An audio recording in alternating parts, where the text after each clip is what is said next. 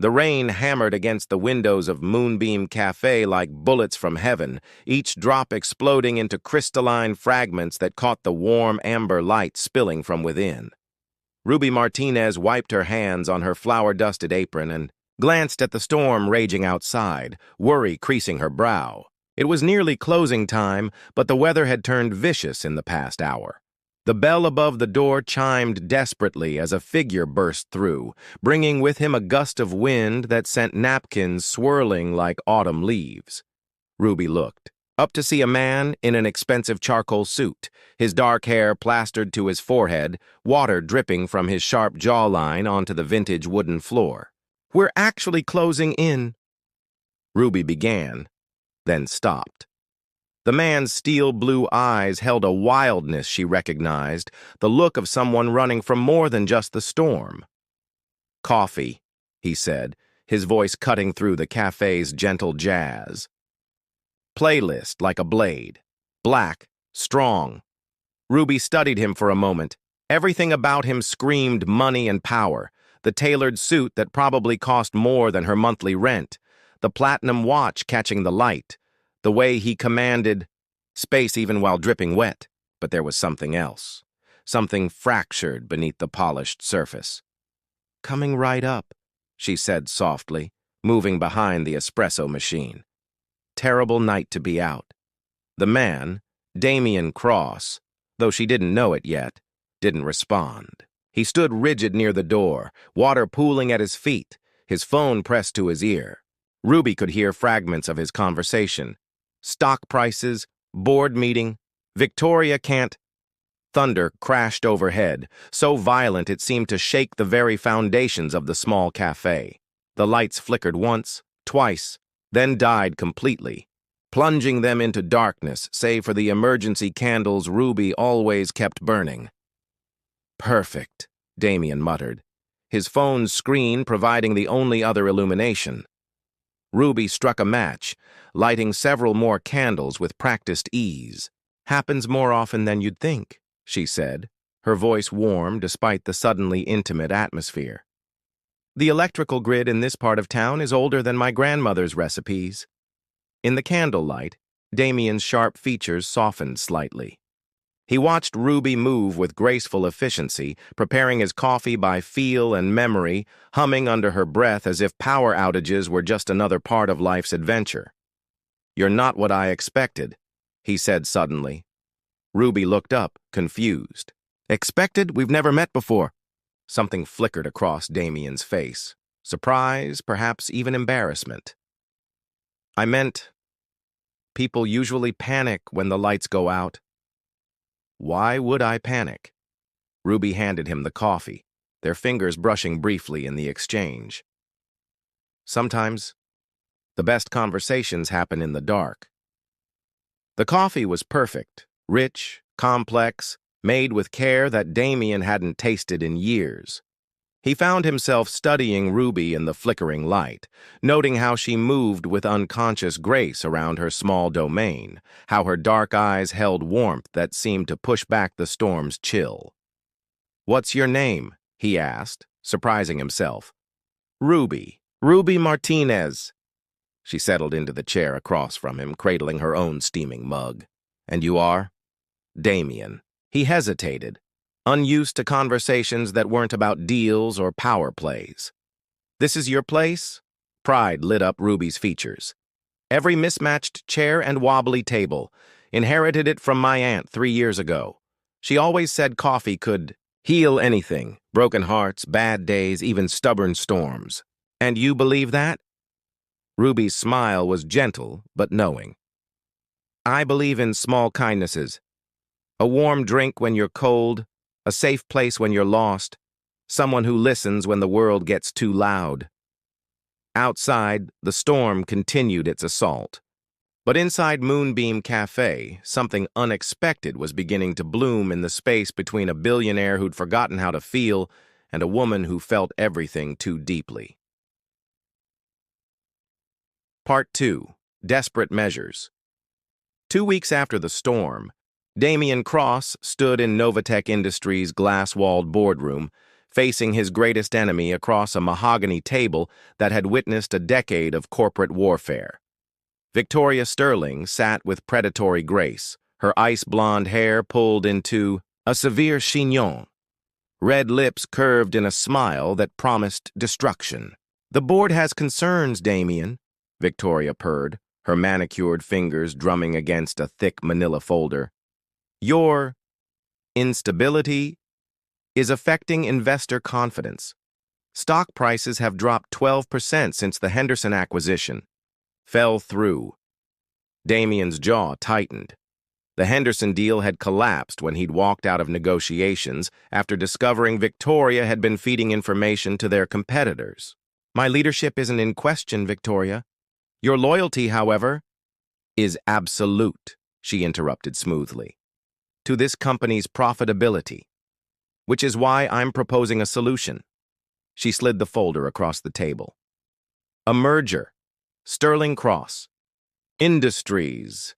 Equal partners." The words hit Damien like physical blows. Victoria's family company was Novatech's only real competitor, built on the foundation of patents Victoria had stolen during their brief toxic engagement 5 years ago. A merger would give her everything she'd been maneuvering toward. Control of his life's work. "Over my dead body," Damien said quietly. "That can be arranged." Victoria's smile widened. "Or you could choose the alternative. Prove to the board that you're stable, settled, ready to lead this company into the next decade. Marry me, Damien. Give them the power couple they want to see."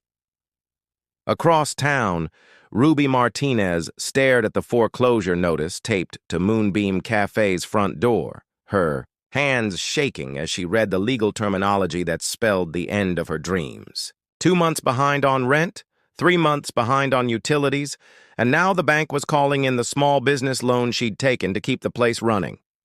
"Ruby?" Marcus Webb's concerned voice made her turn. Her oldest friend approached with careful steps, his weathered face creased with worry.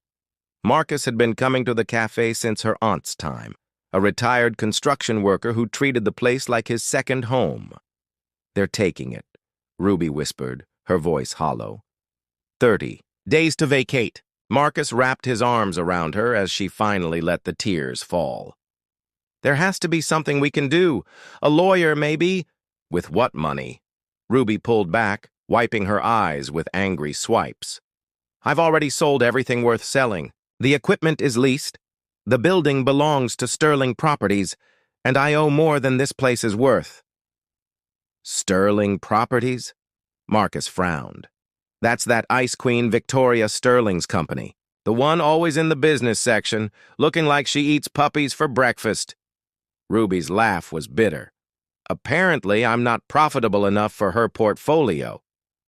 That evening, Damien found himself standing outside Moonbeam Café, drawn by an impulse he didn't fully understand.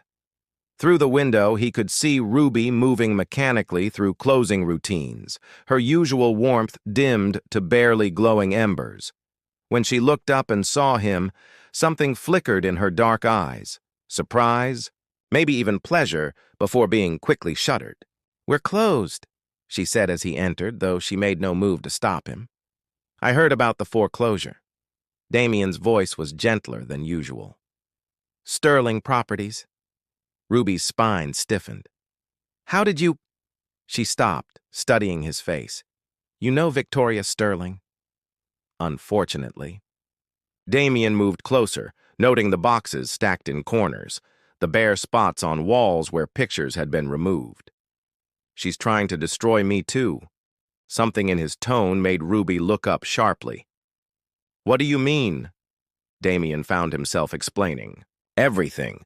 Victoria's ultimatum, the board's pressure, the impossible choice between his company and his freedom. Ruby listened without judgment, occasionally nodding, her barista's instincts recognizing someone in desperate need of sanctuary. When he finished, silence stretched between them like a bridge neither quite dared to cross. "I have a proposition," Damien said finally, his business mind engaging even as his heart hammered against his ribs. Marry me. Ruby's coffee mug slipped from nerveless fingers, shattering against the floor in a spray of porcelain and cold liquid. Not real, Damien rushed to clarify. A business arrangement. I need to appear stable, settled. You need money to save your cafe. 1 year, public appearances, separate lives privately. I'll pay off your debts, set up a trust fund, ensure you never have to worry about money again. Ruby stared at him as if he'd sprouted wings. You're insane. I'm desperate, Damien admitted. And so are you. The truth of it hung between them like morning mist, fragile but undeniable. Ruby looked around her cafe, at the mismatched furniture her aunt had loved, the walls that held a decade of laughter and tears, the espresso machine that still bore her grandmother's blessing scratched into its side. If I say yes, she whispered, what happens to us? Damien's expression was carefully neutral. There is no us, Ruby, this is business, nothing more. But even as he said it, both of them knew he was lying. The Sterling Cross Charity Gala buzzed with the kind of energy that only accompanied gatherings of the obscenely wealthy. Crystal chandeliers cast rainbows across marble floors, while servers in white gloves navigated between guests dripping with diamonds and calculated smiles. Ruby Martinez, now Ruby Cross, at least on paper, stood beside Damien in a midnight blue gown that probably cost more than her cafe's monthly rent, feeling like an actress who'd forgotten her lines. Remember, Damien murmured against her ear, his breath sending unwelcome shivers down her spine. We're madly in love. You civilized me. I rescued you. The perfect modern fairy tale. Ruby forced her brightest smile as another couple approached, the woman's eyes calculating as they swept over Ruby's dress, her jewelry, searching for flaws in the facade. Damien, darling. The woman air-kissed both his cheeks with practiced precision. And this must be the famous Ruby we've heard so much about. Mrs. Pemberton, Damien's arm tightened around Ruby's waist in a gesture that looked protective but felt possessive. Ruby, Mrs. Pemberton sits on the hospital board with Victoria. Ruby's smile didn't waver, though she caught the subtle warning in Damien's tone. It's lovely to meet you. Damien speaks so highly of your philanthropic work. How refreshing! Mrs. Pemberton's smile was razor-sharp. And tell me, dear, how are you finding married life? Such a whirlwind romance, wasn't it? Before Ruby could answer, a new voice cut through the conversation like a blade wrapped in silk. Helena Cross. The woman extended her hand to Ruby with genuine warmth, though her eyes held the same steel-blue intensity as Damien's. The infamous sister-in-law. Ruby felt Damien tense beside her as she shook Helena's hand. He'd mentioned his sister exactly once, divorced from the family business, living as an art curator in Paris, the only Cross family member who'd refused to bow to their father's legacy. Helena, Damien's voice was carefully controlled. I didn't expect you. I wouldn't miss meeting the woman who tamed the great Damien Cross. Helena's smile was sharp with sibling mischief. Though I have to say, you look absolutely miserable, brother dear. We should dance, Damien said abruptly, steering Ruby toward the marble dance floor before Helena could say anything else. As they moved together, Ruby found herself studying Damien's face. Your sister sees right through us. Helena sees through everything. It's her greatest talent and most dangerous flaw. Damien's hand at the small of her back guided her through a turn with surprising grace. She'll cause trouble. Maybe she's just worried about you. Something flickered across Damien's expression. Helena stopped worrying about me the day I chose the company over family. Before Ruby could ask what he meant, her phone buzzed with an urgent text. She glanced at it and paled. What is it? Damien asked, noting her change in expression. My brother James, Ruby whispered. He's outside. He wants to talk. Officer James Torres stood in the hotel's opulent lobby like a storm cloud in uniform, his dark eyes scanning the glittering crowd with professional suspicion. At 30, he carried himself with the controlled intensity of someone who'd seen too much of humanity's dark side. And right now, that intensity was focused entirely on protecting his little sister. Jamie. Ruby approached him carefully, aware of the curious stares from other guests. "What are you doing here?" Making sure you're okay, James's voice was tight with controlled anger. "Do you have any idea what people are saying? That you married some billionaire for his money? That this whole thing is a scam?" Ruby felt Damien's presence behind her before she heard his footsteps. James's hand moved instinctively toward his service weapon, a gesture that didn't go unnoticed. "Officer Torres." Damien's voice was respectfully neutral. "Damien Cross." "I know who you are." James didn't offer his hand. "The question is, what are your intentions toward my sister?" The lobby had grown quiet around them, other guests pretending not to eavesdrop while hanging on every word. Ruby felt trapped between the two most important men in her life, both trying to protect her in their own way. "I love her," Damien said, quietly, and Ruby's heart stuttered at how convincing he sounded. "I know this happened fast, but sometimes you just know." James studied Damien with a cop's trained eye, looking for tells, for the subtle signs that revealed lies.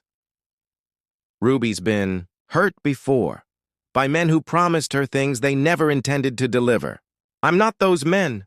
Damien met James's stare without flinching. "I'll protect her with everything I have." "You better." James's voice dropped to a whisper that somehow carried more threat than shouting. "Because if you hurt her, billionaire, or not, I will end you." Later that night, in the opulent silence of Damien's penthouse, Ruby sat curled in the window seat overlooking the city, still wearing her gala gown, but having kicked off her painful designer shoes. The evening's events swirled in her mind like storm clouds. Helena's knowing looks, James's protective fury, the way Damien had said, "I love her," with such conviction that even she had almost believed it.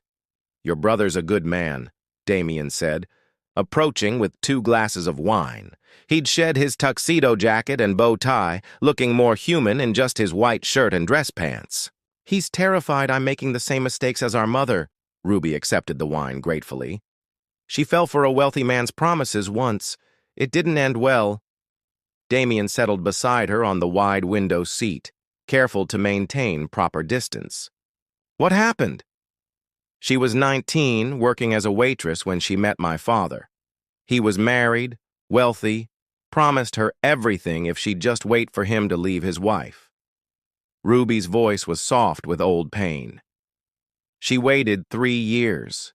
Had James, then me. He never left his wife, never acknowledged us as anything more than an expensive inconvenience." "I'm sorry." Ruby looked at him, surprised by the genuine compassion in his voice. "That's why James is so protective. He remembers what it was like when she finally gave up hope, how it broke something in her that never healed." They sat in comfortable silence for a moment, the city's lights twinkling below them like earthbound stars.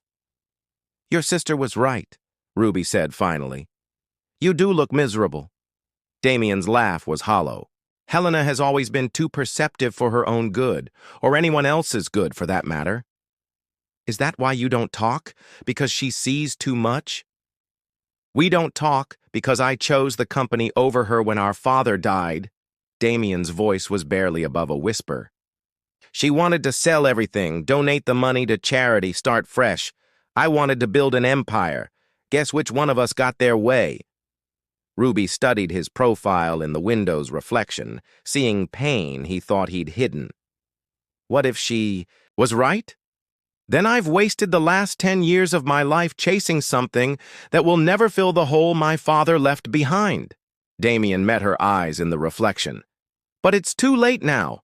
This is who I am." "It's never too late," Ruby said, softly. "Not if you really want to change." For a moment, Something vulnerable flickered across Damien's face, and Ruby thought he might actually open up, might let her see the man behind the CEO mask. Then his phone buzzed with another crisis, another emergency that required his immediate attention, and the moment shattered like spun glass. As Damien disappeared into his home office to handle whatever corporate fire needed extinguishing, Ruby remained at the window, wondering if she was falling in love with a man who didn't really exist, or if she was the only person who could see who he might become. Part 4. Walls Come Down. The boardroom felt like a gladiatorial arena as Damien faced the emergency session Victoria had called. Photographs were scattered across the mahogany table like accusations, images of him and Ruby that had been taken with telephoto lenses, their body language analyzed and dissected by experts who'd concluded what Victoria had suspected all along. A sham marriage. Victoria's voice was triumphant ice. Contract signatures that don't match emotional investment. Separate bedrooms, minimal physical contact, and most damning of all, she slid a final photograph across the table.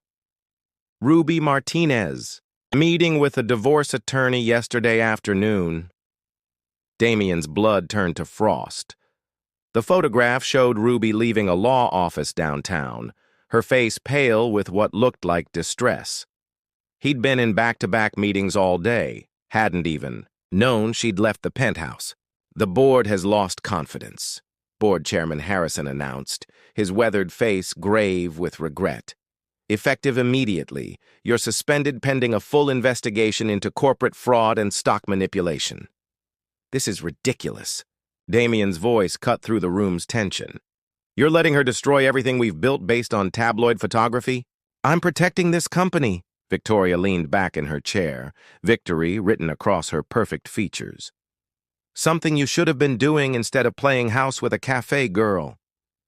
Damien stood slowly, his hands pressed flat against the table. This isn't over, Victoria. Oh, darling. She smiled with predatory sweetness. It's been over since the moment you walked into that pathetic little cafe.